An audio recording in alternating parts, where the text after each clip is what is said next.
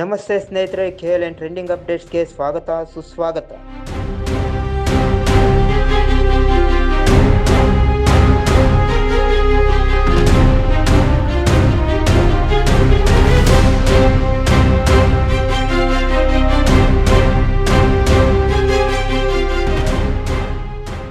ಜನಪ್ರತಿನಿಧಿಗಳು ಒಂದು good news. ಎತ್ತಿನ ಹೊಳೆ ಯೋಜನೆಗೆ ಕಲ್ಲು ನೆಟ್ಟು 12 ವರ್ಷಗಳು ತುಂಬಿದೆ. ಕೇಳೋದಿಕ್ಕೆ ಏನು ಚಂದ ಅಲ್ವಾ? ಗಾಬರಿ ಆಗಬೇಡಿ, ಕಾಮಗಾರಿ ಪ್ರಾರಂಭ ಆಗಿ ಬರೋಬ್ಬರಿ 12 ವರ್ಷ ತುಂಬಿದೆ. ಆದರೆ ಜನರಿಗೆ ಮಾತ್ರ ಬೊಗಸೆ ಇರಲಿ, ಒಂದು ಹನಿ ನೀರು ಸಹ ಈ ಭಾಗಕ್ಕೆ ಹರಿದಿಲ್ಲ. ಈ ಕುರಿತು ಒಂದಷ್ಟು ಮಾಹಿತಿಯನ್ನು ನಿಮ್ಮ ಮುಂದೆ ಇಡ್ತೀನಿ. ಅದಕ್ಕೂ ಮುನ್ನ ನಮ್ಮ ಚಾನಲನ್ನು ಇನ್ನೂ ಸಬ್ಸ್ಕ್ರೈಬ್ ಆಗಿಲ್ಲ ಅಂದರೆ ಈಗಲೇ ಸಬ್ಸ್ಕ್ರೈಬ್ ಆಗಿ ಬೆಲ್ ಐಕಾನ್ ಮೇಲೆ ಕ್ಲಿಕ್ ಮಾಡಿ. ಎತ್ತಿನ ಹೊಳೆ ಯೋಜನೆ ಹೆಸರು ಬಹಳ ಚೆನ್ನಾಗಿದೆ ಅಲ್ವಾ? ಬಯಲು ಸೀಮೆ ಭಾಗದ ಜನರಿಗೆ ಇದೊಂದು ಜೀವಜಲವನ್ನು ತರುತ್ತೆ ಅಂತ ಅಂದ್ಕೊಂಡು 12 ವರ್ಷಗಳು ಕಳೆದು ಹೋಗಿದೆ.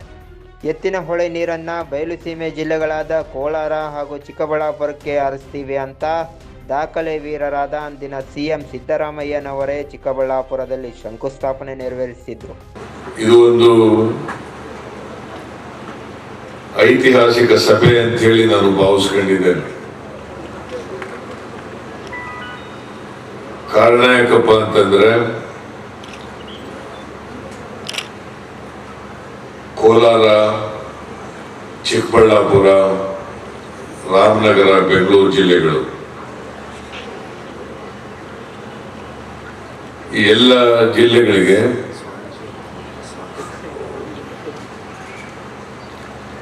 ಕುಡಿಯುವ ನೀರು, ಅದ್ರ ಜೊತೆಗೆ ಕಾಲುವೆ ಬರ್ತಕ್ಕಂಥ ಎನ್ರೂಟ್ನಲ್ಲಿ ಬರ್ತಕ್ಕಂಥ ಜಿಲ್ಲೆಗಳು ಹಾಸನ, ತುಮಕೂರು, ಚಿಕ್ಕಮಗಳೂರು, ಈ ಜಿಲ್ಲೆಗಳಿಗೂ ಕೂಡ ನೀರನ್ನ ಕೊಡ್ತಕ್ಕಂಥ ಇದು ಒಂದು ಮಹತ್ವಾಕಾಂಕ್ಷೆಯ ಯೋಜನೆ. ಕೋಲಾರ, ಚಿಕ್ಕಬಳ್ಳಾಪುರ ಈ ಭಾಗದಲ್ಲಿ ಯಾವ ನದಿ ಮೂಲಗಳು ಕೂಡ ಇಲ್ಲ.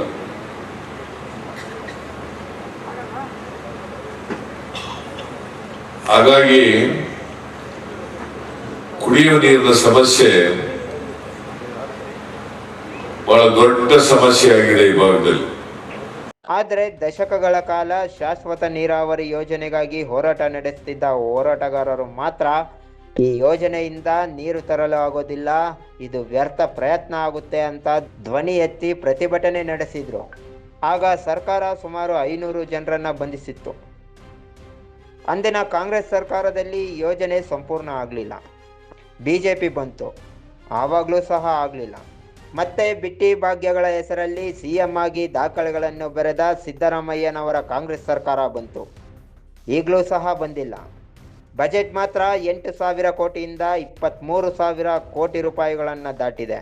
ಕಾಂಗ್ರೆಸ್, BJP, JDS 3 ಪಕ್ಷಗಳು ಸಹ ಎತ್ತಿನ ಹೊಳೆ ಯೋಜನೆಯನ್ನು ಚುನಾವಣೆ ಬತ್ತಳಿಕೆಯಾಗಿ ಬಳಸಿಕೊಳ್ತಾ ಇದ್ದಾರೆ ಹೊರತು ಈ ಭಾಗದ ಜನರಿಗೆ ಶುದ್ಧವಾದ ನೀರು ಕೊಡೋ ಯೋಚನೆ ಮಾಡ್ತಿಲ್ಲ.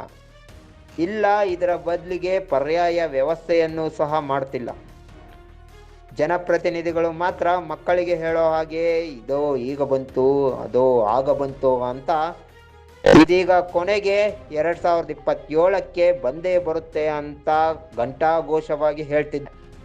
ಅದು ಸಹ ಬರೋವರೆಗೂ ನಂಬಿಕೆ ಅಂತೂ ಇಲ್ಲ. ಇವರುಗಳ ರಾಜಕೀಯ ಕೆಸರರ ಚಾಟಕ್ಕೆ ಬಯಲು ಸೀಮೆ ಭಾಗದ ಜನ ಬಳಲಿ ಬೆಂಡಾಗಿ ಹೋಗ್ತಿದ್ದಾರೆ.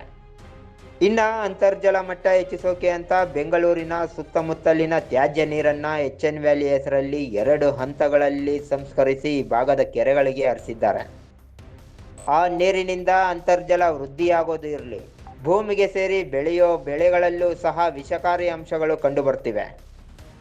ಇಷ್ಟಾದರೂ ಸಹ 3ನೇ ಹಂತದ ಶುದ್ಧೀಕರಣಕ್ಕೆ ರಾಜಕೀಯವಾಗಿ ಕೂಗು ಕೇಳಿ ಬರ್ತಿದೆ ಹೊರತು ನೀರಾವರಿ ಹೋರಾಟಗಾರರು ಎಷ್ಟೇ ಹೋರಾಟಗಳನ್ನು ನಡೆಸಿದ್ರೂ ಸಹ ಸರ್ಕಾರ ಮಾತ್ರ ತಲೆ ಕೆಡಿಸ್ಕೊಳ್ತಿಲ್ಲ.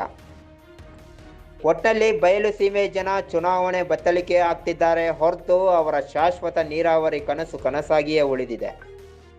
ಇನ್ನಾದರೂ ಈ ಬಾರಿ ಜನಪ್ರತಿನಿಧಿಗಳು ಹೇಳಿದ ರೀತಿ 2027ಕ್ಕೆ ಎತ್ತಿನ ಹೊಳೆ ನೀರನ್ನು ತರ್ತಾರಾ, ಅಥವಾ ಮರಿತಾರ ಅನ್ನೋದನ್ನು ಕಾದು ನೋಡಬೇಕಾಗಿದೆ. ನೋಡಿದ್ರಲ್ಲ ಸ್ನೇಹಿತರೆ, ಈ ಮಾಹಿತಿ ನಿಮಗೆ ಇಷ್ಟವಾಗಿದೆ ಅಂತ ತಿಳ್ಕೊತೀನಿ. ವಿಡಿಯೋಗೆ ಒಂದು ಲೈಕ್ ಕೊಡಿ, ಕಾಮೆಂಟ್ ಮೂಲಕ ನಿಮ್ಮ ಅನಿಸಿಕೆ ತಿಳಿಸಿ.